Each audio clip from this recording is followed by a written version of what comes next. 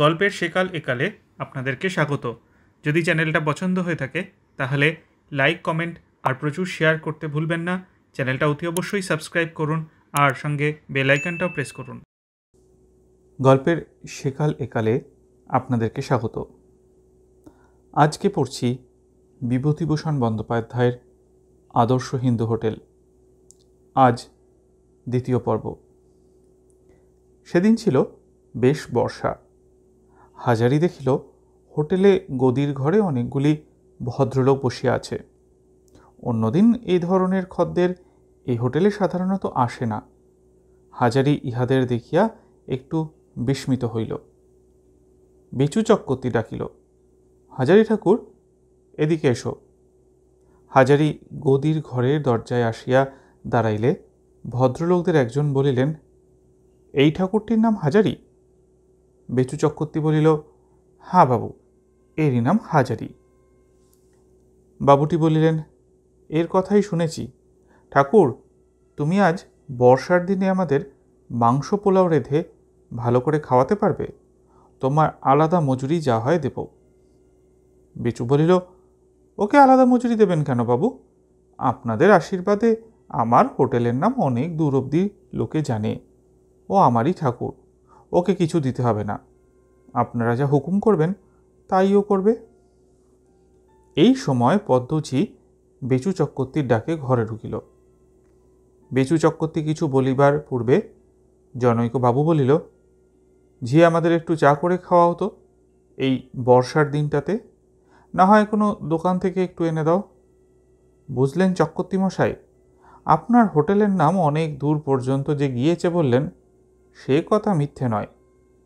আমরা যখন আজ শিকারে বেরিয়েছি তখন আমার পিস্তুত ভাই বলে দিয়েছিল, রানাঘাটে যাচ্ছ, শিকার করে ফেরবার পথে রেলবাজারে বেচু চক্রবর্তীর হোটেলের হাজারি ঠাকুরের হাতে মাংস খেয়ে এসো।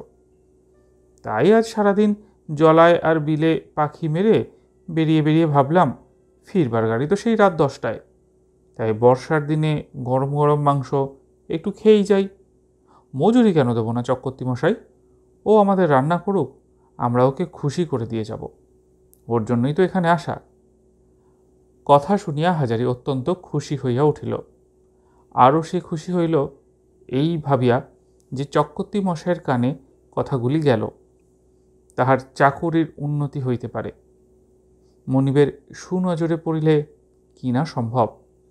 খুশির চোটে ইহা সে লক্ষ্যই করিল না যে পদ্মঝি তাহার প্রশংসা শুনিয়া এদিকে হিংসায় নীলবর্ণ হইয়া উঠিয়াছে। বাবুরা হোটেলের ওপর নির্ভর করিল না, তাহারা জিনিসপত্র নিজেরাই কিনিয়া আনিল। হাজারি ঠাকুর মাংস রাঁধিবার একটি বিশেষ প্রণালী জানে। মাংসে এতটুকু জল না দিয়া নেপালি ধরনের মাংস রান্নার কায়দা সে তাহাদের গ্রামের নেপাল ফেরত ডাক্তার শিবচরণ গাঙ্গুলির স্ত্রীর নিকট অনেকদিন আগেই শিখিয়াছিল। কিন্তু হোটেলে দৈনন্দিন খাদ্য তালিকার মধ্যে মাংস কোনোদিনই থাকে না। তবে বাঁধা খরিদ্দারগণের মনস্তুষ্টির জন্য মাসে একবার বা দুবার মাংস দেওয়ার ব্যবস্থা আছে বটে। সে রান্নার মধ্যে বিশেষ কৌশল দেখাইতে গেলে চলে না, বা হাজারির ইচ্ছাও করে না। যেমন ভালো শ্রোতা না পাইলে গায়কের গানও ভালো গাইতে ইচ্ছে করে না, ঠিক তেমনি হাজারি ঠিক করিল পদ্মঝি তাহাকে দুই চক্ষু পারিয়া যেমন দেখিতে পারে না, তেমনি আজ মাংস রাঁধিয়া সকলের বাহবা লইয়া পদ্মঝির চোখে আঙুল দিয়া দেখাইয়া দিবে। তাহাকে যত ছোট মনে করেও তত ছোট সে নয়, সেও মানুষ, অনেক বড় মানুষ। ভালো জোগাড় না দিলে ভালো রান্না হয় না। পদ্মঝি জোগাড় দিবে না এ তো জানা কথা। হোটেলের অন্য উড়ে বামনটিকে বলিতে পারা যায় না, কারণ সেই হোটেলের সাধারণ রান্না রাঁধিবে। একবার ভাবিল কুসুমকে আনাব, পরক্ষণেই স্থির করিল তার দরকার নাই। লোকে কে কি বলিবে? পদ্মঝি তো বটি পাতিয়া কুটিবে কুসুমকে। যাক, নিজেই যাহা হয় করিয়া লইবে। এখন বেলা হইয়াছে। হাজারি বাজার হইতে কেনা তরিতরকারি মাংস নিজেই কুটিয়া বাছিয়া লইয়া রান্না চাপাইয়া দিল। বর্ষাও যেন নামিয়াছে হিমালয় পাহাড় ভাঙিয়া। কাঠগুলা ভিজিয়া গিয়াছে। মাংস সে কয়লার জলে রাঁধিবে না, তাহার সে বিশেষ প্রণালীর মাংস রান্না কয়লার জলে হইবে না। সব রান্না শেষ হইতে বেলা 2টা বাজিয়া গেল। তারপর খরিদ্দার বাবুরা খাইতে বসিল। মাংস পরিবেশন করিবার অনেক পূর্বেই ওস্তাদ শিল্পীর গর্ব ও আত্মপ্রত্যয়ের সহিত হাজারি বুঝিয়াছে, আজ যে ধরনের মাংস রান্না হইয়াছে ইহাদের ভালো না লাগিয়া উপায় নাই। আর হইলও তাই। বাবুরা বেচু চক্রবর্তীকে ডাকিলেন। হাজারি ঠাকুরের সম্বন্ধে এমন সব কথা বলিলেন যে বেচু চক্রবর্তীরও যেন অস্বস্তি বোধ করিতে লাগিল সে কথা শুনিয়া। চাকরকে ছোট করিয়া রাখিয়া মনিবের সুবিধা আছে, তাহাকে বড় করিলেই সে পাইয়া বসিবে। যাইবার সময় একজন বাবু হাজারিকে আড়ালে রাখিয়া বলিলেন, তুমি এখানে কত পাও ঠাকুর? 7 টাকা আর খাওয়া পড়া। এই 2 টাকা তোমাকে আমরা বকশিস দিলাম। চমৎকার রান্না তোমার। যখন আবার এদিকে আসব তুমি আমাদের রেঁধে খাইও। হাজারি ভারী খুশি হইল। বকশিস ইহারা হয়তো কিছু দিবেন সে আশা করিয়াছিল বটে, কিন্তু 2 টাকা দিবেন তা সে ভাবে নাই। যাইবার সময় বেচু চক্রবর্তীর সামনে বাবুরা হাজারির রান্নার আরেক দফা প্রশংসা করিয়া গেলেন। আর একবার শীঘ্রই শিকারে আসিবেন এদিকে। তখন এখানে আসিয়া হাজারি ঠাকুরের হাতে মাংস না খাইলে তাহাদের চলিবেই না। বেশ হোটেল করেছেন চক্রবর্তী মশাই। বেচু চক্রবর্তী বিনীতভাবে কাচুমাচু হইয়া বলিল, আগে বাবু মহাশয়রা রাজশাহী লোক, সব দেখতে পাচ্ছেন, সব বুঝতে পাচ্ছেন। এই রানাঘাট রেলবাজারে হোটেল আছে অনেকগুলো, কিন্তু আপনাদের মতো লোক যখনই আসেন সকলেই দয়া করে এই গরিবের কুড়িতেই পায়ের ধুলো দিয়ে থাকেন। তা আসবেন, যখন আপনাদের ইচ্ছে হয় আগে থেকে একখানা চিঠি দেবেন, সব মজুদ থাকবে আপনাদের জন্য। বলবেন কলকাতায় ফিরে 2-4 জন আলাপি লোককে, যাতে এদিকে এলে তারাও এখানে এসে ওঠেন। বাবু, তা আমার বাবুনের মজুরিটা কত মজুরি দেব? তা দিন বাবু, 1 বেলার মজুরি 8 আনা দিন। বাবুরা আরও 8 আনা পয়সা বেচুর হাতে দিয়া চলিয়া গেলেন। বেচু হাজারি ঠাকুরকে ডাকিয়া বলিল, ঠাকুর, আজ আর বেরিও না কোথাও, বেলা গিয়েছে। উনুনে আঁচ আর একটু পরেই দিতে হবে। পদ্ম কোথায়? পদ্ম দিদি থালা বাসন বার করছে, ডেকে দেব? পদ্ম ঝিয়াজ যে মুখ ভার করিয়া আছে হাজারি তাহা বুঝিয়াছিল। আজ হোটেলে সকলের সামনে তাহার প্রশংসা করিয়া গিয়াছে বাবুরা। আজ আর তাহার মনে সুখ আছে। পদ্মঝির মনস্তুষ্টি করিবার জন্য তাহার ভাতের থালায় হাজারি বেশি করিয়া ভাত তরকারি এবং মাংস দিয়াছিল। পদ্মঝি কিছুমাত্র প্রসন্ন হইয়াছে বলে মনে হইল না। মুখ যেমন ভার তেমনই রহিল। ভাতের থালা উঠাইয়া লইয়া পদ্মঝি হঠাৎ প্রশ্ন করিল, রাধা মাংস আর কতটা আছে ঠাকুর? বলিয়াই ডেকচির দিকে চাহিল। এমন চমৎকার মাংস কুসুমের বাড়ি কিছু দিয়া আসিবে। সে ব্রাহ্মণের বিধবা নয়, মাংস মাছ খাইতে তাহার আপত্তি নাই। ভাবিয়া ডেকচিতে 1.5 পোয়া আন্দাজ মাংস হাজারি রাখিয়া দিয়াছিল। পদ্মজি কি তাহা দেখিতে পাইল? পদ্ম দেখিয়াছে বুঝিয়া হাজারি বলিল, ওই সামান্য একটু আছে। কি হবে ওটুকু? আমায় দাও না, আমার আজ ভাগ্নি জামাই আসবে, তুমি তো মাংস খাও না। কুসুমের জন্য রাখা মাংস পদ্মজিকে দিতে হইবে। যার মুখ দেখিতে ইচ্ছে করে না হাজারির। হাজারি মাংস খায় না তাহা নয়, হোটেলে মাংস রান্না হইলেই হাজারি নিজের ভাগের মাংস লুকাইয়া কুসুমকে দিয়া আসে, নিজেকে বঞ্চিত করিয়া।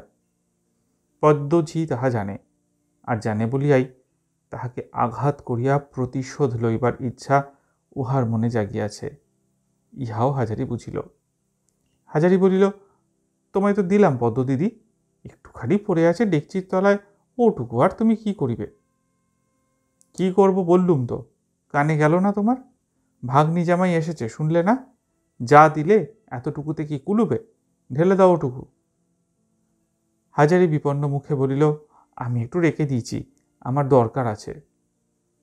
পদ্মঝি ঘুরিয়া দাঁড়াইয়া শ্লেষের সুরে বলিল, কি দরকার? তুমি তো খাও না, কাকে দেবে শুনি? হাজারি বলিল, দেব, ও একজন একটু চেয়েছে। কে একজন? আছে ও, সে তুমি জানো না।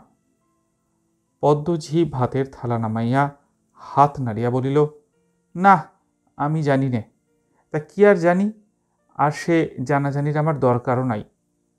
হোটেলের জিনিস তুমি কাউকে দিতে পারবে না, তোমায় অনেক দিন বলে দিয়েছি। বেশ, তুমি আমায় না দাও, চক্রবর্তী মশাইয়ের শালাও আজ কলকাতা থেকে এসেছে, তার জন্য মাংস বাটি করে আলাদা রেখে দাও, ওবেলা এসে খাবে। এখন আমি না পেতে পারি, সে হোটেলের মালিকের আপনার লোক, সে তো পেতে পারে। বেচু চক্রবর্তীর এই শালাটিকে হাজারি অনেকবার দেখিয়াছে। মাসের মধ্যে 10 দিন আসিয়া ভগ্নিপতির বাড়ি পড়িয়া থাকে, আর কালা পেরে ধুতি পরিয়া টেরিকাটিয়া হোটেলে আসিয়া সকলের ওপর কর্তৃত্ব চালায়। কথায় কথায় ঠাকুর চাকুরকে অপমান করে, চোখ রাঙায়, যেন হোটেলের মালিক সে নিজেই। তাহাদের গ্রামের মেয়ে দরিদ্র কুসুম ভালোটা মন্দটা খাইতে পাওয়া তো দূরের কথা, অনেক সময় পেটের ভাতটুকু জোগাইতে পারে না। তাহার জন্য রাখিয়া দেওয়া এত যত্নের মাংস শেষকালে সেই চালবাজ বাটসাইখোর শালাকে দিয়ে খাওয়াইতে হইবে। এই প্রস্তাব হাজারির মোটেই ভালো লাগিল না, কিন্তু সে ভালো মানুষ এবং কিছু ভীতু ধরনের লোক। যাহাদের হোটেল তাহারা যদি খাইতে চায়, হাজারি তাহা না দিয়া পারে কি করিয়া। অগত্যা হাজারিকে পদ্মঝিয়ের সামনে বড় জামবাটিতে ডেকচির মাংসটুকু ঢালিয়া রান্নাঘরের কুলুঙ্গিতে রেকাবি চাকা দিয়া রাখিতে হইল। সামান্য একটু বেলা আছে। হাজারি সেইটুকু সময়ের মধ্যেই একবার নদীর ধারে ফাঁকা জায়গায় বেড়াইতে গেল।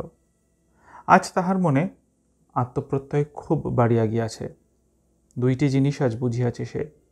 প্রথম, ভালো রান্না সে ভুলিয়া যায় নাই, কলিকাতার বাবুরাও তাহার রান্না খাইয়া তারিফ করেন। আর দ্বিতীয়, পরের তাবের কাজ করিলে মানুষকে মায়াদয়া বিসর্জন দিতে হয়। আজ এমন চমৎকার রান্না মাংসটুকু সে কুসুমকে খাওয়াইতে পারিল না। খাওয়াইতে হইল তাহাদের দিয়া, যাহাদের সে 2 চক্ষু পারিয়া দেখিতে পারে না। কুসুম যেদিন কাঁথাখানি দিয়াছিল, সেদিন হইতে হাজারির কেমন একটা অদ্ভুত ধরনের স্নেহ পড়িয়াছে কুসুমের ওপর। বয়স তো সে মেয়ের সমানই বটে, কাজও করিয়াছে মেয়ের মতনই। আজ যদি হাজারির হাতে পয়সা থাকিত, তবে সে বাপের স্নেহ কী করিয়া দেখাইতে হয় দেখাইয়া দিত। অন্য কিছু দেওয়া তো দূরের কথা, নিজের হাতে অমন রান্না মাংসটুকুই সে কুসুমকে দিতে পারিল না। ছেলেবেলাকার কথা হাজারির মনে হয়। তাহার মা গঙ্গাসাগর যাইবেন বলিয়া জোগাড় যন্ত্র করিতেছেন। পাড়ার অনেক বৃদ্ধা ও প্রৌঢ়া বিধবাদের সঙ্গে। হাজারি তখন 8 বছরের ছেলে। সেও ভীষণ বায়না করিল, গঙ্গাসাগর সে না গিয়া ছাড়াইবেই না। তাহার ঝুঁকি লইতে কেহই রাজি নয়। সকলেই বলিল, তোমারও ছেলেকে কে দেখাশোনা করবে বাপু? অত ছোট ছেলে, সেখানে নানান ঝক্কি, তাহলে তোমার যাওয়া হয় না। হাজারির মা ছেলেকে ফেলিয়া গঙ্গাসাগরে যাইতে পারিলেন না বলিয়া তার যাওয়াই হইল না। জীবনে আর কখনোই তার সাগর দেখা হয় নাই, কিন্তু হাজারির মনে মায়ের এই স্বার্থত্যাগের ঘটনাটুকু উজ্জ্বল অক্ষরে লেখা হইয়া আছে। হাজারি ভাবিল, যাগ্গে, যদি কখনো নিজে হোটেল খুলতে পারি, তবে এই রানাঘাটের বাজারে বসে পদ্মঝিকে দেখাবো, তুই কোথায় আর আমি কোথায়। হাতে পয়সা থাকলে কালই না হোটেল খুলে দিতাম। কুসুমকে রোজ রোজ ভালো জিনিস খাওয়াবো, আমার নিজের হোটেল হলে। কতকগুলো বিষয় সে যে খুব ভালো শিখিয়াছে, সে বেশ ভালো বুঝতে পারে। বাজার করা হোটেলওয়ালার একটা অত্যন্ত দরকারি কাজ এবং শক্ত কাজ। ভালো বাজার করার উপরে হোটেলের সাফল্য অনেকখানি নির্ভর করে, এবং ভালো বাজার করার মানেই হইতেছে সস্তায় ভালো জিনিস কেনা, ভালো জিনিসের বদলে সস্তা জিনিস, অথচ দেখিলে তাহাকে মোটেই খেলো বলিয়া মনে হইবে না, এমন দ্রব্য খুঁজিয়া বাহির হয়। যেমন বাটা মাছ যেদিন বাজারে আঁকড়া, সেদিন 6 আনাসের রেল চালানি রাস মাছের পোনা কিনিয়া তাহাকে বাটা বলিয়া চালাইতে হইবে। হঠাৎ ধরা পড়া কঠিন, কোনটা বাটার পোনা আর কোনটা রাসের পোনা। পরদিন হাজারি চূর্ণির ঘাটে গিয়া অনেকক্ষণ বসিয়া রহিল। তাহার মন কাল হইতে ভালো নয়। পদ্মঝির নিকট ভালো ব্যবহার কখনো সে পায় নাই, পাইবার প্রত্যাশাও সে করে না। কিন্তু তবুও কাল সামান্য একটু রাধা মাংস লইয়া পদ্মঝি যে কাণ্ডটি করিল, তাহাতে সে মনোকষ্ট পাইয়াছে খুব বেশি। পরের চাকরি করিতে গেলে এমনই হয়। কুসুমকে একটুখানি মাংস না দিতে পারিয়া তাহার কষ্ট হইয়াছে বেশি। অমন ভালো রান্না সে অনেক দিন করে নাই। অত আশার জিনিসটা কুসুমকে দিতে পারিলে তাহার মনটা খুশি হইত। ভালো কাজ করিলেও চাকুরির উন্নতি তো দূরের কথা, ইহারা সুখ্যাতি পর্যন্ত করিতে জানে না, বরঞ্চ পদে পদে হেনস্থা করে। একবার ইচ্ছে হয় যদুবাবুর হোটেলে কাজ লইতে, কিন্তু সেখানেও যে এরকম হবে না তাহার প্রমাণ কিছুই নাই। সেখানেও পদ্মঝি জুটিতে বিলম্ব হইবে না। কি করা যায়? বেলা পড়িয়া আসিতেছে, আর বেশিক্ষণ বসা যায় না। বহু পাপ না করিলে আর কেহ হোটেলের রাঁধুনিগিরি করিতে আসে না। এখনই গিয়ে ডেকচি না চড়াইলে পদ্মঝির এক ঝুড়ি কথা শুনাইয়া দিবে। এতক্ষণ উনুনে আঁচ দেওয়া হইয়া গিয়াছে, কিন্তু ফিরিবার পথে সে কি মনে করিয়া কুসুমের বাড়ি গেল। কুসুম আসন পাতিয়া দিয়া বলিল, বাবা ঠাকুর আসুন, বড় সৌভাগ্য, অসময়ে আপনার পায়ের ধুলো পড়ল। হাজার বলিল, দেখ কুসুম, তোর সঙ্গে একটা পরামর্শ করতে এলাম। কুসুম সাগ্রহ দৃষ্টিতে মুখের দিকে চাহিয়া বলিলেন, কি বাবা ঠাকুর? আমার বয়স 46 হয়েছে বটে, কিন্তু আমার তত বয়স দেখায় না। কি বলিস কুসুম? আমার এখনও বেশ খাটবার ক্ষমতা আছে। তুই কি বলিস? হাজারির কথাবার্তায় গতি কোন দিকে বুঝিতে না পারিয়া কুসুম কিছু বিস্ময়, কিছু কৌতুকের সুরে বলিল, তা বাবা ঠাকুর, তা তো বটেই। বয়স আপনার এমন আর কি। কেন বাবা ঠাকুর? কুসুমের মনে একটা কথা উকি মারিতে লাগিল। বাবা ঠাকুর আবার বিয়ে টিয়ে করবার কথা ভাবছেন নাকি? হাজারি বলিল, আমার বড় ইচ্ছে আছে কুসুম, একটা হোটেল করব নিজের নামে। পয়সা যদি কোনো দিন জমাতে পারি, এ আমি নিশ্চয়ই করব। তুই জানিস, পরের ঝাঁটা খেয়ে কাজ করতে আর ইচ্ছে করে না। আমি আজ 10 বছর হোটেলে কাজ করছি। বাজার কি করে করতে হয় ভালো করে শিখে নিয়েছি। চক্রবর্তী মশাইয়ের চেয়েও আমি ভালো বাজার করতে পারি। মাখমপুরের হাট থেকে ফি হাটবার যদি তরি তরকারি কিনে আনি, তবে রানাঘাটের বাজারের চেয়ে টাকায় 4 আনা 6 আনা সস্তা পড়বে। এই ধরো কম লাভ নয় একটা হোটেলের ব্যাপারে। বাজার করবার মধ্যেই হোটেলের কাজের অর্ধেক লাভ। আমার খুব মনে জোর আছে রে কুসুম।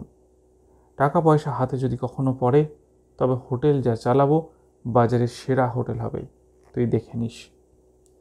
কুসুম হাজারি ঠাকুরের এই দীর্ঘ বক্তৃতা অবাক হয়ে শুনিতেছিল।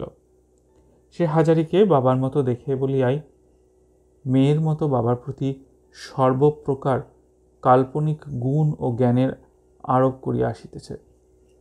হোটেলের ব্যাপারে সে বিশেষ কিছু বুঝুক না বুঝুক, বাবা ঠাকুর যে বুদ্ধিমান তাহা সে হাজারির বক্তৃতা হইতে ধারণা করিয়া রইল। কিছুক্ষণ পর কি ভাবিয়া সে বলিল, আমার একজোড়া রুলি ছিল, এক গোছা বিক্রি করে দিয়েছি। ছোট ছেলের অসুখের সময় আর বছর আরেক গাছা আছে, বিক্রি করলে 60-70 টাকা হবে। আপনি নেবেন বাবা ঠাকুর? ওই টাকা দিয়ে হোটেল খোলা হবে আপনার। হাজারি হাসিয়া বলিল, দূর পাগলি, 60 টাকায় হোটেল হবে কি রে? কত টাকা হলে হয়? অন্তত 200 টাকার কম নয়, তাতেও হবে না। ও আচ্ছা, হিসেব করে দেখুন না বাবা ঠাকুর। হিসাব করে দেখব কি, হিসেব আমার মুখে মুখে।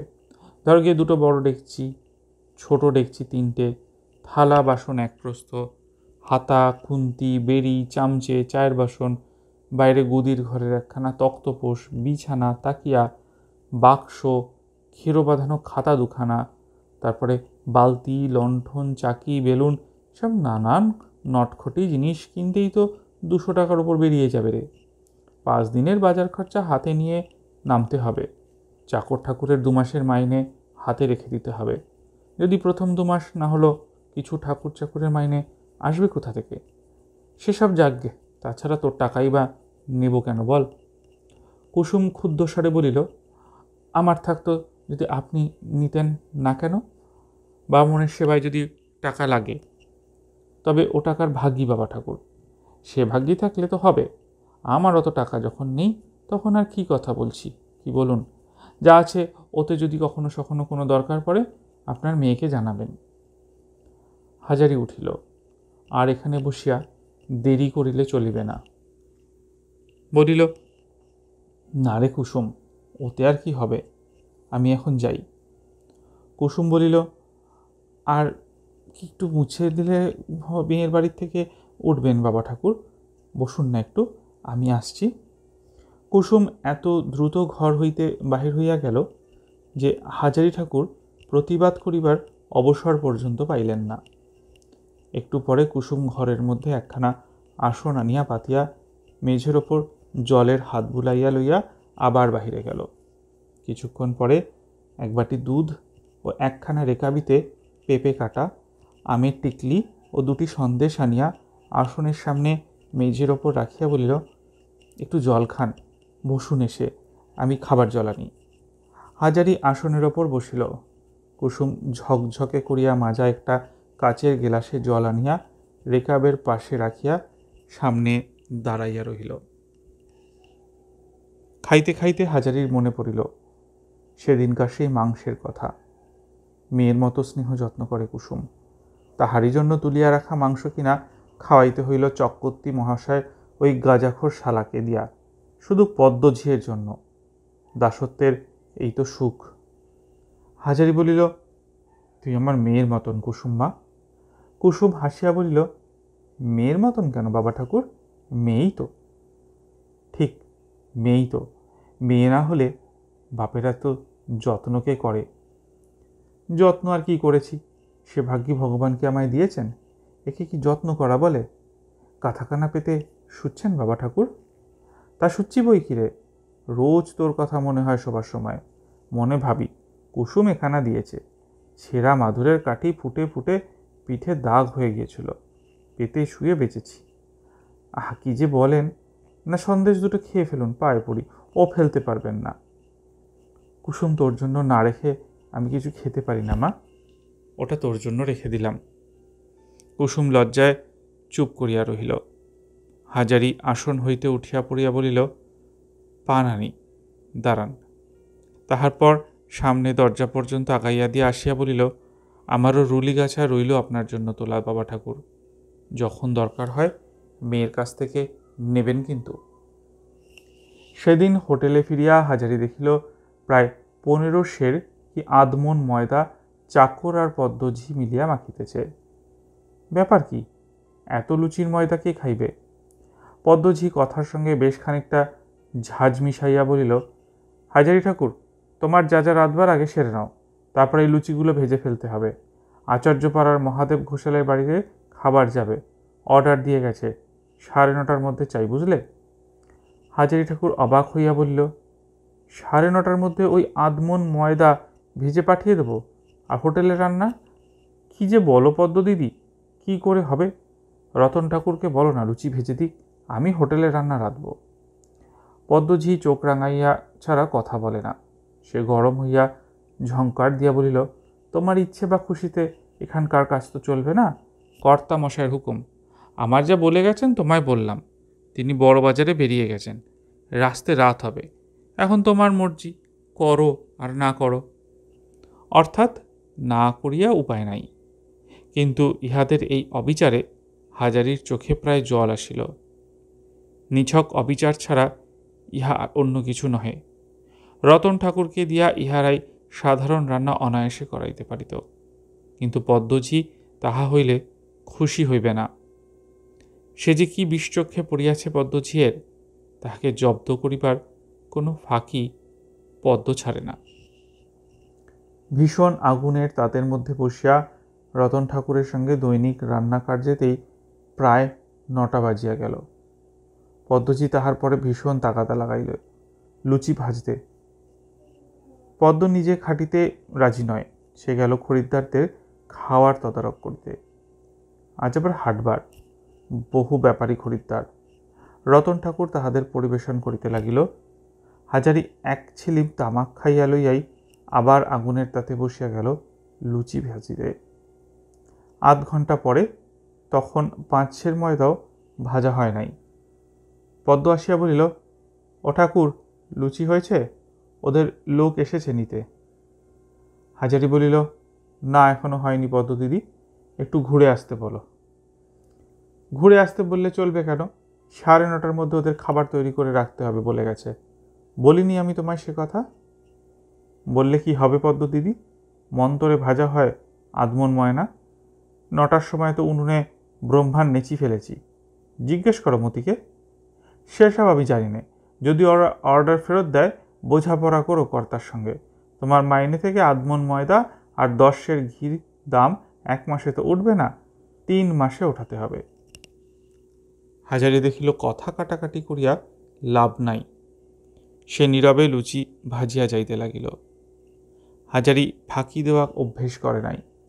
কাজ করিতে বসিয়া শুধু ভাবে কাজ করিয়া যাওয়াই তাহার নিয়ম, কেউ দেখুক আর নাই দেখুক। লুচি ঘিয়ে ডুবাইয়া তাড়াতাড়ি তুলিয়া ফেলিলে শীঘ্র শীঘ্র কাজ চুকিয়া যায় বটে, কিন্তু তাহাতে লুচি কাঁচা থাকিয়া যাইবে। এই জন্য সে ধীরে ধীরে সময় লইয়া লুচি তুলিতে লাগিল। পদ্মজি একবার বলিল, অত দেরি করে খোলা নামাচ্ছ কেন ঠাকুর? হাত চালাও না, অত লুচি ডুবিয়ে রাখলে করা হয়ে যাবে না। হাজারি ভাবিল, একবার সে বলে যে রান্নার কাজ পদ্মঝিয়ের কাছে, তাহাকে শিখিতে হইবে না। লুচি ডুবাইলে কড়া কি নরম হয় সে ভালোই জানে। কিন্তু তখনই সে বুঝিল পদ্মঝি কেন এ কথা বলিতেছে। 10 সের ঘি হইতে জলতি বাদে যাহা বাকি থাকিবে পদ্মঝিয়ের লাভ। সে বাড়ি লইয়া যাইবে লুকাইয়া। কর্তামশাই পদ্মঝিয়ের বেলায় অন্ধ, দেখিয়াও দেখেন না। পদ্মঝি বাড়ি নিয়ে যাবে বলে তারা 10 সের ঘিয়ের ব্যবস্থা তো করেনি। পরক্ষণেই তাহার নিজের স্বপ্নে সে ভোর হইয়া গেল। এই রেলবাজারেই সে হোটেল খুলিবে, তাহার নিজের হোটেল। ফাঁকি কাহাকে বলে তাহার মধ্যে থাকিবে না। খদ্দের যে জিনিসের অর্ডার দেবে তাহার মধ্যে চুরি সে করিবে না। খদ্দের সন্তুষ্ট করিয়া ব্যবসা। নিজের হাতে রাঁধিবে, খাওয়াইবে, সকলকে সন্তুষ্ট রাখিবে। চুরি জুয়াচুরির মধ্যে সে নাই। লুচি ভাজা ঘিয়ের বুদবুদের মধ্যে হাজারি ঠাকুর যেন সেই ভবিষ্যৎ হোটেলের ছবি দেখিতে পাইতেছে, প্রত্যেক ঘিয়ের বুদবুদটাতে। পদ্মঝি সেখানে নাই, বেচু চক্রবর্তীর গাঁজাখোর ও মাতাল শালাও নাই। বাহিরে গদির ঘরে দিব্য ফর্সা বিছানা পাতা। খদ্দের যতক্ষণ ইচ্ছা বিশ্রাম করুক, তামাক খাইতে ইচ্ছে করে খাক, বাড়তি পয়সা আর একটিও দিতে হইবে না। 2টি করিয়া মাছ, সপ্তাহে 3 দিন মাংস, বাধা খদ্দেরদের। এসব না করিয়া শুধু স্টেশনের প্ল্যাটফর্মে হিন্দু হোটেল হিন্দু হোটেল বলিয়া মতি চাকরের মতো চেঁচাইয়া গলা ফাটাইলে কি খদ্দের ভিড়িবে? পদ্মঝি আসিয়া বলিল, ও ঠাকুর, তোমার হলো, হাত চালিয়ে নিতে পারছো না, বাবুদের নখ যে বসে আছে। বলিয়াই ময়দার বারকোষের দিকে চাহিয়া দেখিল বেলা লুচি যতগুলো ছিল হাজারি প্রায় সব খোলায় চাপাইয়া দিয়াছে। খান 15-20 বেশি বারকোষে নাই। মতি চাকর পদ্মজিকে আসিতে দেখিয়া তাড়াতাড়ি হাত চালাইতে লাগিল। পদ্মজি বলিল, তোমার হাত চলছে না না? এখনো 10 সের ময়দার তাল ডাঙায়, ওরকম লুচি বেললে কখন কি হবে? হাজারি বলিল, পদ্মদিদি, রাত 11টা বাজবে ওই লুচি বেলতে আর এক হাতে ভাজতে, তুমি বেলবার লোক দাও। পদ্মঝি মুখ নাড়িয়া বলিল, আমি ভাড়া করে আনি বেলবার লোক তোমার জন্যে। ও আমার বাবুরে, ভাজতে হয় ভাজো, না হয় ভেজো না, ফেরত গেলে তখন কর্তামশাই তোমার সঙ্গে বোঝাপড়া করবেন। এখন পদ্মঝি চলিয়া গেল। মতিচাকর বলিল, ঠাকুর, তুমি লুচি ভেজে উঠতে পারবে কি করে? লুচি পোড়াবে না? এত ময়দার তাল আমি বেলবো কখন বলো? হঠাৎ হাজারির মনে হইল একজন মানুষ এখনই তাহাকে সাহায্য করিতে বসিয়া যাইত, কুসুম। কিন্তু সে গৃহস্থের মেয়ে, গৃহস্থের ঘরের বউ, তাহাকে তো এখানে আনা যায় না। যদিও ইহা ঠিক, খবর পাঠাইয়া তাহার বিপদ জানাইলে কুসুম এখনই ছুটিয়া আসিত। তারপর 1 ঘণ্টা হাজারি আর অন্য কিচ্ছু ভাবে নাই, কিচ্ছু দেখে নাই। দেখিয়াছে শুধু লুচির কড়া, ফুটন্ত ঘি, ময়দার তাল আর বাখারির সরু আগায় ভাজিয়া তোলা রাঙা রাঙা লুচির গোছা। তাহা হইতে গরম ঘি ঝরিয়া পড়িতেছে। ভীষণ আগুনের তাত, মাজা পিঠ বিষম টনটন করতেছে। ঘাম ঝরিয়া কাপড় ও গামছা ভিজিয়া গিয়াছে। এক ছিলিম তামাক খাইবারও অবকাশ নেই, শুধু কাঁচা লুচি কড়ায় ফেলা এবং ভাজিয়া তুলিয়া ঘি ঝরাইয়া পাশের ধামাতে রাখা। রাত 10টা। মুর্শিদাবাদের গাড়ি আসিবার সময় হইল। মতি ঠাকুর বলিল, আমি একবার স্টেশনে যাই ঠাকুরমশাই, ট্রেনের টাইম হয়েছে। খদ্দের না আনলে কাল কর্তামশাইয়ের কাছে মার খেতে হবে। একটা বিড়ি খেয়ে যাই। ঠিক কথা। সে খানিকক্ষণ প্ল্যাটফর্মে পাইচারি করিতে করিতে হিন্দু হোটেল বলিয়া চেঁচাইবে। মুর্শিদাবাদের ট্রেন আসিতে আর মিনিট 15 বাকি। হাজারি বলিল, একা আমি বেলবো আর ভেজবো? তুই কি খেপলে মতি? দেখলি তো এদের কাণ্ড। রতন ঠাকুরও সরে পড়েছে, পদ্মদেবীও বোধহয় সরে পড়েছে। আমি একা কি করি? মতি বলিল, তোমাকে পদ্মদি দুর্যোগে দেখাতে পারে না। কারো কাছে বলো না ঠাকুর, এসব তারই কারসাজি। তোমাকে জব্দ করবার মতলবে এ কাজ করেছে। আমি যাই, নইলে আমার চাকরিও থাকবে না। মতি চলিয়া গেল। অত্যন্ত 5 সের ময়দার তাল তখনও বেশি। লিচি পাকানো সেও প্রায় 1.5 সের। হাজারি গুনিয়া দেখিল 16 গন্ডা লিচি। অসম্ভব। একজন মানুষের দ্বারা কি করিয়া রাত 12টার কমে বেলা এবং ভাজা 2 কাজ হইতে পারে? মতি চলিয়া যাইবার সময় যে বিড়িটা দিয়া গিয়াছিল সেটি তখনও ফুরায় নাই। এমন সময় পদ্ম উকি মারিয়া বলিল, কেবল বিড়ি খাওয়া আর কেবল বিড়ি খাওয়া। ওদিকে বাবুর বাড়ির থেকে নখ 2 বার ফিরে গেল। তখন তো বলেছি হাজারি ঠাকুরকে দিয়ে এ কাজ হবে না। বলি বিড়িটা ফেলে কাজে হাত দেও না, রাত কি আর আছে? হাজারি ঠাকুর সত্যই কিছু অপ্রতিভ হইয়া বিড়ি ফেলিয়া দিল। পদ্মঝিয়ের সামনে সে একথা বলিতে পারিল না যে লুচি বেলিবার লোক নাই, আবার সে লুচি ভাজিতে আরম্ভ করিয়া দিল একাই। রাত 11টার বেশি দেরি নাই। হাজারির এখন মনে হইল সে আর বসিতে পারিতেছে না। কেবল এই সময়টা মনে আসিতেছিল 2টি মুখ। একটি তাহার নিজের মেয়ে টেপির, বয়স 12 বছর, বাড়িতে আছে। প্রায় 5-6 মাস তার সঙ্গে দেখা হয় নাই। আরেকটি মুখ কুসুমের। ওবেলা কুসুমের সেই যত্ন করিয়া বসাইয়া জল খাওয়ানো, তার সেই হাসি মুখ, টেপির মুখ আর কুসুমের মুখ যেন এক হইয়া গিয়াছে। লুচি ও ঘিয়ের বুদবুদে সে তখনও যেন একখানা মুখই দেখিতে পাইতেছে। টেপি ও কুসুম দুয়ে মিলে এক। ওরা আজ যদি এখানে দুজনে থাকিত। ওদিকে কুসুম বসিয়া হাসি মুখে লুচি বেলিতেছে, আর এদিকে টেপি। ঠাকুর! স্বয়ং কর্তামশাই বেচু চক্রবর্তী, পিছনে পদ্মঝি। পদ্মঝি বলিল, ও গাঁজাখোর ঠাকুরকে দিয়ে হবে না। আপনাকে তখনই বলিনি বাবু? ও গাঁজা খেয়ে বুঁদ হয়ে আছে, দেখছো না? কাজ এগুবে কোত্থেকে? হাজারি তটস্থ হইয়া আরও তাড়াতাড়ি লুচি খোলা হইতে তুলিতে লাগিল। বাবুদের লোক আসিয়া বসিয়াছিল। পদ্মঝি যে লুচি ভাজিয়া তুলিয়াছে তাহাদের ওজন করিয়া দিল কর্তাবাবুর সামনে। 5 সের ময়দার লুচি বাকি থাকিলেও তাহারা লইল না। এত রাত্রে লইয়া গিয়া কোনো কাজ হইবে না। বেচু চক্রবর্তী হাজারিকে বলিলেন, ওই ঘিয়ার ময়দার দাম তোমার মাইনে থেকে কাটা যাবে। গাঁজাখোর মানুষকে দিয়ে কি কাজ হয়? হাজারি বলিল, আপনার হোটেলের সব উল্টো বন্দোবস্ত বাবু। কেউ তো বেলে দিতে আসেনি এক মতি চাকর ছাড়া। সেও গাড়ির টাইমে স্টেশনে খদ্দের আনতে গেল। আমি কি করব বলো? বেচু চক্রবর্তী বলিলেন, সেসব শুনেছি ঠাকুর, ওর দাম তুমি দেবে।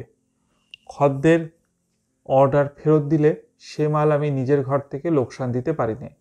আর মাখা নেচি কাটা ময়দা। হাজারি ভাবিল, বেশ, তাহাকে যদি এর দাম দিতে হয়, লুচি ভাজিয়া সে নিজে লইবে। রাত 11:30 পর্যন্ত খাটিয়া ও মতি চাকরকে কিছু অংশ দিবার জন্য লোভ দেখাইয়া তাহাকে দিয়া লুচি বেলাইয়া সব ময়দা ভাজিয়া তুলিল। মতি তাহার অংশ লইয়া চলিয়া গেলেন। এখনো 3-4 ঝুড়ি লুচি মজুদ। পদ্মঝি উকি মারিয়া বলিল, লুচি ভাজ্য এখনো বসে? আমাকে খান কতক দাও দিকি। বলিয়া নিজেই একখানা গামছা পাতিয়া নিজের হাতে খান 25-30 গরম লুচি তুলিয়া লইল। হাজারি মুখ ফুটিয়া বারণ করিতে পারিল না, সাহসে কুলাইল না। অনেক রাত্রে সুপ্তথিতা কুসুম চোখ মুছিতে মুছিতে বাহিরের দরজা খুলিয়া সম্মুখে মস্ত এক পোটলা হাতে ঝোলানো অবস্থায় হাজারি ঠাকুরকে দেখিয়া বিস্ময় সুরে বলিল, কি বাবা ঠাকুর, কি মনে করে এত রাত্রে? হাজারি বলিল, এতে লুচি আছে রে মা কুসুম। হোটেলে লুচি ভাজিতে দেখেছিল খদ্দেরে, বেলে দেবার লোক নেই। শেষকালে খদ্দের 5 সের ময়দার লুচি নিলে না। কর্তাবাবু বলেন আমায় তার দাম দিতে হবে। বেশ, দিতে যখন হবে আমিই নিয়ে নিই। তাই তোমার জন্য বলি নিয়ে যাই। কুসুমকে তো কিছু দেওয়া হয় না কখনো। রাত বড্ড হয়ে গিয়েছে, ঘুমিয়েছিলে বুঝি? ধর তোমা, বোচকাটা রেখে দে যা। কুসুম বোচকাটা হাজারির হাত হইতে নামাইয়া লইল। একটু অবাক হইয়া বলিল, বাবা ঠাকুর পাগল, নতুবা এত রাত্রে? তাহার এক ঘুম হইয়া গিয়াছে, এখন আসিয়াছে লুচির বোচকা লইয়া। হাজারি বলিল, আমি যাই মা, লুচি গরম আর টাটকা, এই ভেজে তুলেছি। তুমি কত খেয়ে নাও এখনই, কাল সকালে বাসি হয়ে যাবে। আর ছেলে পিলেদের দাও গিয়া। কত আর রাত হয়েছে, 12:30টার বেশি তো নয়। হোটেলে ফিরিয়া হাজারি ঠাকুর আজকে একটা দুঃসাহসের কাজ করিল। মতি চাকর পূর্ব হইতেই ঘুমাইয়া পড়িয়াছিল। তাহাকে তুলিয়া বলিল, মতি, আমি রাত 3টের গাড়িতে বাড়ি যাচ্ছি। এত লুচি কি হবে, বাড়িতে দিয়ে আসি। তুমি থাকো, আমি কাল সকাল 10টার গাড়িতে এসে রান্না করব, কর্তামশাইকে বলো। মতি অবাক হইয়া বলিল, এত রাত্রে লুচি নিয়ে বাড়ি রওনা হবে? এত লুচি কি হবে? এখানে থাকলে কাল সকালে 12 ভূতে খাবে তো। আমার জিনিস নিজের বাড়ি দিয়ে আসি। আমার বাড়িতে ছেলে মেয়ে আছে, তারা খেতে পায় না, তাদের দিয়ে আসি। 6টা পয়সা তো খরচা। হাজারি আর ঘুমাইল না। টেপির জন্য তার মন কেমন করিয়া উঠিয়াছে। কুসুম যেমন, টেপিও তো তেমন। আরও 2টি ছেলে ও ছোট ছোট। তাদের মুখে বঞ্চিত করিয়া এত লুচি এখানে রাখিয়া পদ্মঝি আর কর্তামশাইয়ের বাড়িতে খাওয়াইয়া কোনো লাভ নাই। রাত 3:30টার সময় গাংনাপুর স্টেশনে নামিয়া হাজারি নিজের গ্রামের পথ ধরিল এবং 3.5 ক্রোশ পথ হাঁটিয়া ভোর হইবার সঙ্গে সঙ্গে স্বগ্রামে পৌঁছিল। এরশোলা একসময় বর্ধিষ্ণু গ্রাম ছিল। এখন পূর্বের স্ত্রী আর নেই। গ্রামের জমিদার করবাবুরা এখান হইতে উঠিয়া কলকাতা চলিয়া যাইয়াতে গ্রামের মাইনর স্কুলটির অবস্থা খারাপ হইয়া পড়িয়াছে। বড় দিঘিটা মজিয়া গিয়াছে। ভদ্রলোকের মধ্যে অনেকে এখান হইতে বাস উঠাইয়া কেহ রানাঘাট, কেহ কলকাতা চলিয়া গিয়াছেন। নিতান্ত নিরুপায়ে যারা, তারাই গ্রামে পড়িয়া আছে। হাজারির বাড়িতে 2খানা খড়ের ঘর, ছোট্ট উঠান, একদিকে কাঁঠাল গাছ, অন্যদিকে একটা সজনে গাছ আর একটা পেয়ারা গাছ। এই পেয়ারা গাছটা হাজারির মা নিজের হাতে পুঁতিয়াছিলেন। বেশ বড় বড় পেয়ারা হয়, কাশির পেয়ারার বীজের চারা। হাজারির ডাকাডাকিতে হাজারির স্ত্রী উঠিয়া দৌড় খুলিয়া এই অবস্থায় স্বামীকে দেখিয়া বলিল, ওমা, এসো এসো, শেষ রাত্রে গাড়িতে এলে না কেন? এই দূরান্তর রাস্তা, অন্ধকার রাত, বড্ড সাপের ভয় হয়েছে। সাপের কামড়ে 2-3টে মানুষ মরে গিয়েছে এর মধ্যে। আমাদের গায়ে নয়, নতুন কাওড়াপাড়ায় একটা মরেছে, আর বামুনপাড়ায় শুনেছি একটা। অত বোঝাও বোচকাতে কি গো? হাজারি লুচির আসল ইতিহাসটা কিছু বলিল না। স্ত্রীর আনন্দপূর্ব সাগ্রহ প্রশ্নের উত্তরে সে কেবল বলিল, পেয়েছি গো পেয়েছি, ভগবান দিয়েছে, সবাই মিলে খেয়ে নাও মজা করে। টেপিকে খুব করে খাও, ও পেট ভরে খাবে আমি দেখি। সেদিন সকালের গাড়িতে হাজারি রানাঘাটে ফিরিতে পারিল না। দুপুরের পর হাজারি কুসুমের বাপের বাড়ি বেড়াইতে গেল। এই গ্রামেই গোয়ালপাড়ার কুসুমের জ্যাঠামশাই হরি ঘোষের অবস্থা একসময় যথেষ্ট ভালো ছিল। এখনও বাড়িতে গোয়ালপাড়া গরুর মধ্যে 8-10টি অবশিষ্ট আছে। 2টি ছোট ছোট ধানের গোলাও বজায় আছে। হাজারিকে হরিঘোষ খুব খাতির করিয়া খেজুর পাতার চটে বসিতে দিল। বলিল, কবে আসলেন বাবা ঠাকুর? সব ভালো? তোমরা সব ভালো আছো? আপনার শ্রীচরণের আশীর্বাদে একরকম চলে যাচ্ছে। রানাঘাটেই কাজ করছেন তো? হ্যাঁ, সেখান থেকেই তো এলাম। আমাদের কুসুমের সঙ্গে দেখা টেকা হয়? হাজারি পাড়াগাঁয়ের লোক এখানকার লোকের ধাত চেনে। কুসুমের সঙ্গে সর্বদা দেখাশোনা বা তাদের মধ্যে পরস্পরের প্রতি টানের কোনো পরিচয় সে এখানে দিতে চায় না। ইহারা হয়তো সহজভাবে সেটা গ্রহণ করিতে পারিবে না। গ্রামে কথাটা রাষ্ট্র হইয়া গেলে লোকে নানারূপ কদর্য টানিয়া বাহির করিবার চেষ্টা করিবে তাহা। সুতরাং সে বলিল, হ্যাঁ, ওই 2-1বার দেখা হয়েছিল, ভালো আছে। এবার যদি দেখা হয় একবার আসতে বলবেন এদিকে। তার গায়ে আসবার দিকে অত টান নেই। শহরে দুধ বেচে চালানো যে কি মিষ্টি লেগেছে। হাজারি কথার গতি অন্যদিকে ঘুরাইবার উদ্দেশ্যে বলল, এবার আবাদপত্র কীরকম হলো বলো? ধানের আবাদ করেছি 12 বিঘে, আর বাকি সব তরকারি। কুমড়ো 2 বিঘে, আলু, পেঁয়াজ। তা এবার আকাশের অবস্থা ভালো না বাবা ঠাকুর, খেতে মাটি ফেটে যাচ্ছে। তরকারির কথায় হাজারির আপন গোপনীয় উচ্চাসার কথা মনে পড়িল। তরকারি তাহার গ্রাম হইতে কিনিলে রানাঘাট বাজারের চেয়ে অনেক সুবিধা হবে। এখান হইতেই সে আনাজপত্র লইয়া যাইবে। হরিঘোষকে বলিল, আচ্ছা, তোমাদের আলু কমন হতে পারে? বাবা ঠাকুর, তার কি কোনো ঠিক আছে? তবে 30-40 মণ তো হবেই। তুমি সমস্ত আলু আমাকে দিতে পারবে নগদ দাম দিলে? হরিঘোষ কৌতূহলের সুরে জিজ্ঞাসা করিল, বাবা ঠাকুর আজকাল কাঁচামালের ব্যবসা করছেন নাকি? ব্যবসা এখনো করিনি, তবে ভাবছি করব। সে তোমায় বলবো একদিন। গোয়ালপাড়া হইতে আসিবার পথে একটা খুব বড় বাঁশবনের মাঝখান দিয়া পথ। এখানে লোকজন নাই। এরোশোলা গ্রামে লোকজনের বসত নাই। আগে ছিল, ম্যালেরিয়ার মরিয়া হইয়া হাজিয়া লোকশূন্য হইয়া পড়িয়াছে। শুধুই বড় বড় আম কাঁঠালের বাগান ও বাঁশবনের জঙ্গল। এই বাঁশবনের মধ্যে পুরনো দিনে পালিত পাড়া ছিল। হাজারি বাল্যকালেও দেখিয়াছে। পালিতেরা বেশ বর্ধিষ্ণু ছিল গ্রামের মধ্যে। পূজা পার্বণ, দোল, দুর্গোৎসব পর্যন্ত হইয়াছে রাজেন পালিতের বাড়ি। এখন জঙ্গলের মধ্যে পালিতেদের ভিটাটা পড়িয়া আছে এই পর্যন্ত। দিনমানেই বোধহয় বাঘ লুকাইয়া থাকে। বাঁশ ঝাড়ে কটকট করিয়া শুকনো বাঁশের শব্দ হইতেছে। ঘন ছায়া, শুকনো বাঁশ পাতা ও শোলার শব্দ। ফিঙে শালিক পাখির কলরব। হাজারির মনে হইল আজ যেন তার হোটেলের দাসত্ব জীবন গতে মুক্তির দিন। সেই ভীষণ গরম উনুনের সামনে বসিয়া আজ তাকে ডেকচিতে ভাত ডাল রান্না করিতে হইবে না। পদ্মঝিয়ের কড়া তাগাদা ও মুরব্বিয়ানার সহ্য করিতে হইবে না। বাঁশবনের ছায়ায় পূর্ণ শান্তিতে সে যদি ঘণ্টার পর ঘণ্টা ধরিয়া ঘুমায়, তাহা হইলে কেউ কিছু বলিতে পারে না। এই মুক্তি সে ভালোভাবেই আস্বাদ করিতে চায় বলিয়া তো হোটেল খুলিবার এত কথা ভাবে। সে যথেষ্ট অভিজ্ঞতা সঞ্চয় করিয়াছে। এইবার কিছু টাকা হইলেই রানাঘাটের বাজারে হোটেল খুলিয়া দিতে পারে। হাজারি সত্যই চিন্তা করিতে আরম্ভ করিল, টাকা কোথায় ধার পাওয়া যায়। এক গ্রামের গোসাইরা বড়লোক, কিন্তু তাহারা প্রায় সবাই থাকে কলকাতায়। এখানে বৃদ্ধ কেশব গোসাই থাকেন বটে, কিন্তু ভয়ানক কৃপণ লোকটি। তিনি কি হাজারির মতো সামান্য লোককে বিনা বন্ধকে বিনা জামিনে টাকা ধার দেবেন?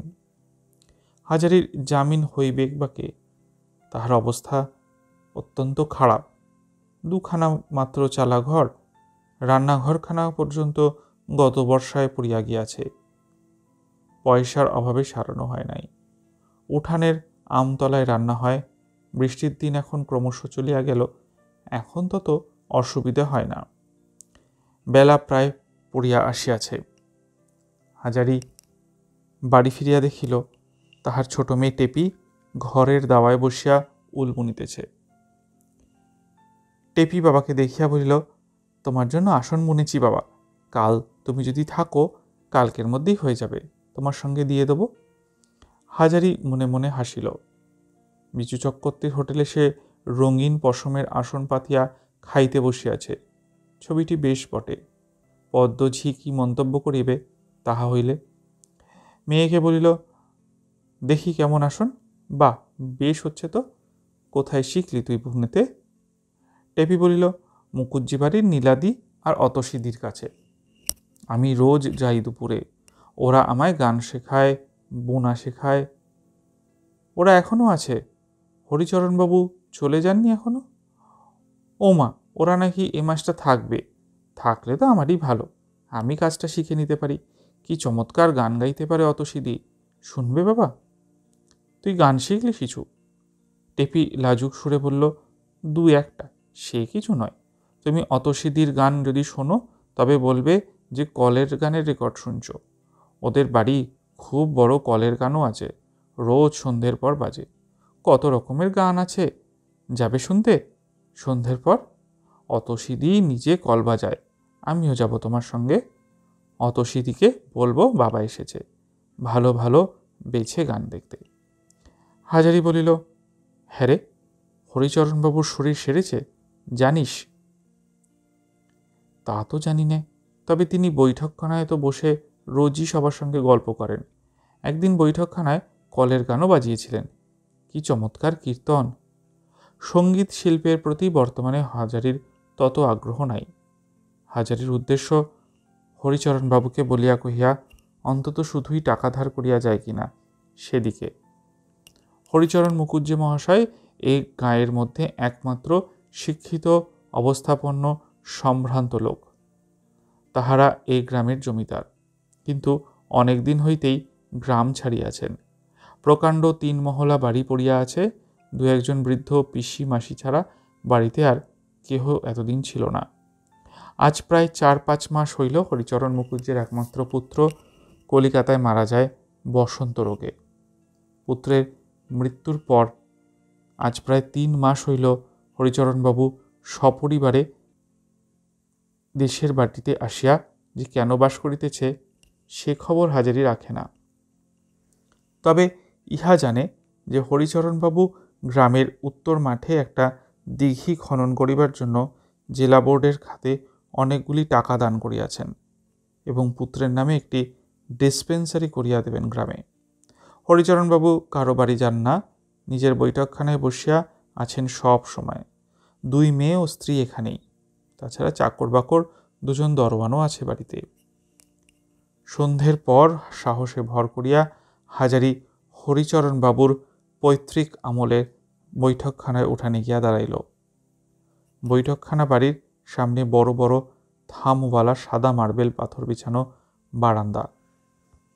বারান্দার সামনে একটা মাঝারি গোছের কামরা, পাশে একটা ছোট কামরা। পূর্বে নবীনবাবু বলিয়া ইহাদের এক শরিক বড় বৈঠকখানার পাশে পৃথকভাবে নিজের জন্য আরেকটি বৈঠকখানা তৈরি করিয়াছিলেন। তিনি আজ 25 বৎসর হইল নিঃসন্তান অবস্থায় মারা যাওয়াতে উক্ত বৈঠকখানা ঘর বর্তমানে বিচারি রাখিবার জন্য ব্যবহৃত হয়। হাজারি টেপিকে সঙ্গে করিয়া লইয়া গিয়াছিল। টেপি বলিল, বাবা তুমি বসো, আমি অতসীদিকে বলিগে তুমি এসেছো কলের গান শুনতে, এখনই দেবে গান। বৈঠকখানার সামনে হাজারিকে দাঁড় করাইয়া রাখিয়া টেপি পাশের ছোট্ট দরজা দিয়া বাড়ির মধ্যে সরিয়া পড়িল। ঘরের মধ্যে তেলের চৌপায়া লণ্ঠন জ্বলিতেছে।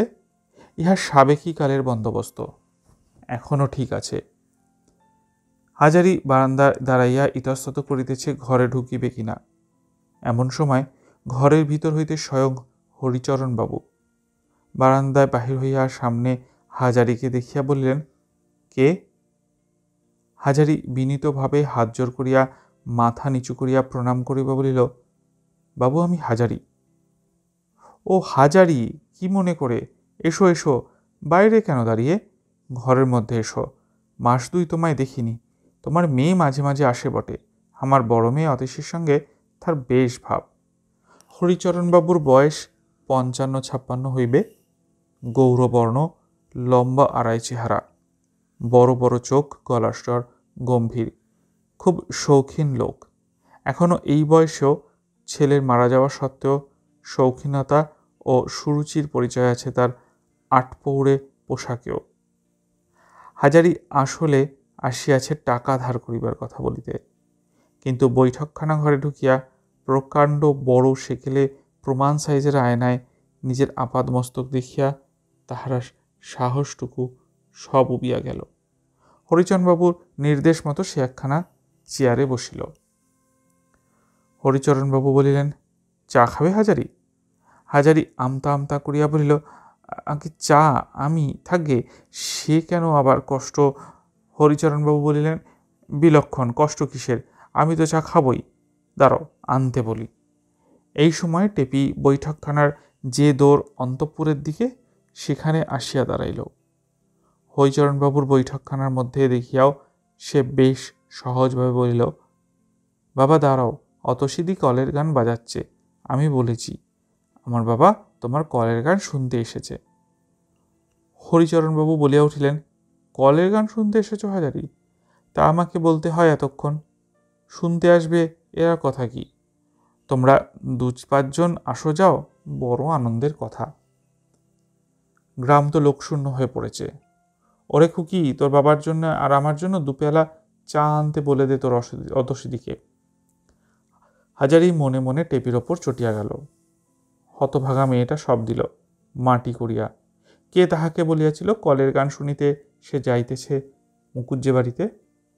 অতঃপর টাকার কথা উত্থাপন করা কি ভালো দেখায়?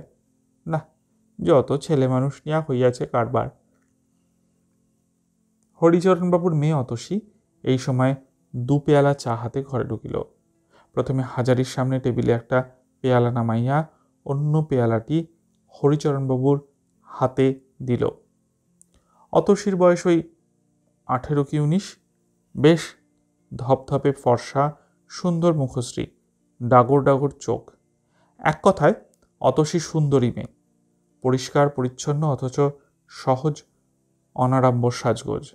হাতে কয়েক গাছি সরু সোনার চুড়ি এবং কানে ইয়ারিং ছাড়া অলঙ্কারের কোনো বাহুল্য নাই।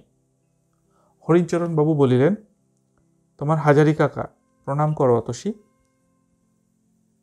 অতসী আগাইয়া আসিয়া হাজারির সামনে নিচু হইয়া প্রণাম করিয়া পায়ের ধুলা লইয়াল। হাজারি সকুঞ্চিত হইয়া বলিল, থাক থাক, এসো মা, রাজরানী হও মা, এসো, কল্যাণ হোক। অতসীকে হরিচরণবাবু বলিলেন, তোমার হাজারি কাকা গান শুনবেন, গ্রামে ফোনটা নিয়ে এসো।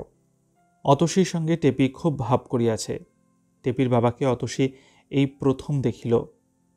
বন্ধুর পিতা কীরকম দেখিতে কৌতূহলের সহিত সে চাহিয়া দেখিতেছিল। বাবার কথায় বাড়ির মধ্যে চলিয়া গেল এবং কিছুক্ষণ পর চাকরের হাত দিয়া গ্রামোফোন রেকর্ডের বাক্স বাহিরে পাঠাইয়া দিল। হরিচরণবাবু চাকরকে বলিলেন, বাজাবে কে? তোর দিদিমণি আসছে না? দিদিমণি যে বললেন আপনি বাজাবেন। আমি ভালো চোখে দেখতে পাই না, তাকেই পাঠিয়ে দিয়ে যা। একটু পরে অতসী, টেপি এবং পাড়ার আরও ২-৩টে মেয়ে ঘরে ঢুকিল। কলের গান বাজনা শুরু হইল এবং চলিল ঘণ্টা ২-১। আরও একবার চা দিয়া গেল চাকরে, কিন্তু পরিবেশন করিল অতসী। সব মিটিয়া চুকিয়া যাইতে রাত্রি প্রায় ৯:৩০ বাজিয়া গেল। হাজারি ছটফট করিতেছিল, গান শুনিতে তো সে এখানে আসে নাই। গান বন্ধ হইলে অতসী, টেপি ও মেয়ের দল যখন বাড়ির মধ্যে চলিয়া গেল, তখন হাজারি সাহসে ভয় করিয়া বলিল, আপনার কাছে একটা আর্জি ছিল বাবু। হরিচরণবাবু বলিলেন, কি বলো? আমার কিছু টাকার দরকার, যদি আমায় কিছু ধার দিতেন তাহলে আমার একটা মস্ত বড় আশায় কাজ মিটিত। মেয়ের বিয়ে দেবে? আগে না বাবু, তা নয়, ব্যবসা করব। কি ব্যবসা? বাবু, আপনি তো জানেন আমি হোটেলেই কাজ করি। আপনার কাছে লুকাবো না, আমি নিজে একটা হোটেল খুলতে চাচ্ছি এবার। টাকাটা সেজন্যই দরকার। কত টাকার দরকার? আগে অন্তত 200 টাকা। আমার যদি দয়া করে দেন বাবু, আমার খালদারের কাঁঠাল বাগান আমি বন্ধক রাখছি আপনার কাছে। 1 বছরের মধ্যে টাকাটা শোধ করব। হরিচরণবাবু ভাবিয়া বলিলেন, বাগান বন্ধক রেখে টাকা আমি দিতাম না। দিতাম তো তোমাকে এমনি দিতাম, কিন্তু অত টাকা এমন সময় তো আমার হাতে নগদ নেই। হাজারি এ কথার পরে আর কোনো কথা বলিতে পারিল না। বিশেষত সে জানিত হরিচরণবাবু উদার মেজাজের মানুষ, সত্যবাদী লোক। টাকা হাতে থাকিলে হাতে না থাকার কথা বলিতেন না। অতসী আসিয়া বলিল, কাকা আপনি একটু বসুন, টেপি খেতে বসেছে, মা ছাড়লে না। মেয়েরা যারা গান শুনতে এসেছিল সবাইকে না খাইয়ে যেতে দেবে না। একটু দেরি হবে, নয় আপনি যান, আমি ঝিয়ের সঙ্গে পাঠিয়ে দেবো এখন। হরিচরণবাবু বললেন, তোমার যদি বিশেষ কাজ না থাকে একটু বসে যাও হাজারি, তোমার সঙ্গে দুটো কথা কই। কেউ তো বড় একটা আসে না এখানে। তুমি আবার কোন হোটেলে কাজ করো? আগে রানাঘাট, চক্রবর্তীর হোটেল, রেল বাজারের মধ্যে। কত মাইনে পাও? বাবু সে আর কথা বলবার নয়, খাওয়া আর ওই 7 টাকা মাসে। তাই ভাবছিলাম পরের তাবে আর থাকবো না, বয়সও হলো, এবার একটা হোটেল খুলে নিজে চালাবো। হোটেল চালাতে পারবে? তা বাবু আপনাদের আশীর্বাদে একরকম সবই জানি ও লাইনের। আর রান্না হোটেলের দুটো মস্ত কাজ এ যে শিখেছে, সে হোটেল খুলে লাভ করতে পারে। অনেক দিন থেকে চেষ্টা করে ও দুটো কাজ শিখে নিয়েছি। খদ্দের কি চায় তাও জানি। চাকরি করে রাঁধুনির বটে বাবু, কিন্তু আপনার বাপ মায়ের আশীর্বাদে, আপনার আশীর্বাদে চোখ কান খুলে কাজ করি। বেশ ভালো। উৎসাহ পাইয়া হাজারি তাহার বহুদিনের আশা ও সাধ একটি আদর্শ হিন্দু হোটেল প্রতিষ্ঠা সম্বন্ধে অনেক কথা বলিল। চৌনি নদীর ধারে বসিয়া অবসর মুহূর্তে তাহার সে স্বপ্ন দেখার কথাও গোপন রহিল না। তাহার রান্না খাইয়া কলিকাতার বাবুরা কিরকম সুখ্যাতি করিয়াছে। যদুবারুজ্যের হোটেলে তাহাকে ভাঙাইয়া লইবার চেষ্টা, কিছুই বাদ দিল না। হরিচরণবাবু বলিলেন, দেখো হাজারি, তোমার কথা শুনে তোমার উপর আমার হিংসা হয়। তোমার বয়স হলে কি হবে, জীবনে মস্ত বড় আশা রয়েছে, একটা কিছু গড়ে তুলব। এই আশাই মানুষকে বাঁচিয়ে রাখে। আমার ছেলেটা মারা যাওয়ার পর আমার জীবনে যেন সব কিছু ফুরিয়ে গিয়েছে মনে হয়, আর যেন কিছু করবার নেই। করে কি হবে, কার জন্য করব, এইসব কথা মনে ওঠে।